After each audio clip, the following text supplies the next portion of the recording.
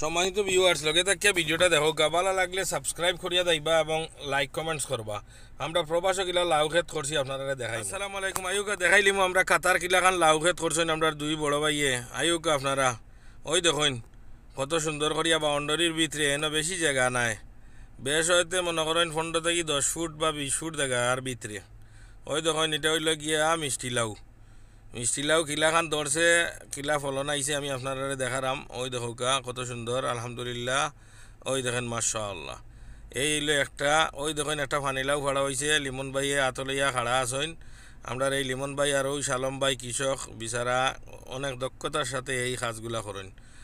আপনারা আরও দেখতে পারবা। ওই দেখো ইনশাআল্লাহ আর একটা দেখছেন নি।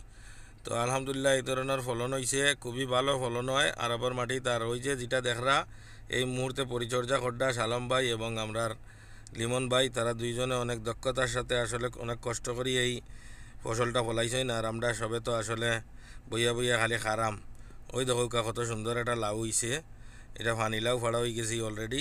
আর মিষ্টি লাউ যেগুলা এগুলাও ফাড়া হইব ইনশাআল্লাহ। আর আপনারা সবে দোয়া করবা। আর প্রবাসর মাটি তৈ দেখো কত সুন্দর আসলে লাউ ফলে বাউন্ডারির ভিতরে ওয়ালের লগে একবারে বাজাইয়া কত সুন্দর।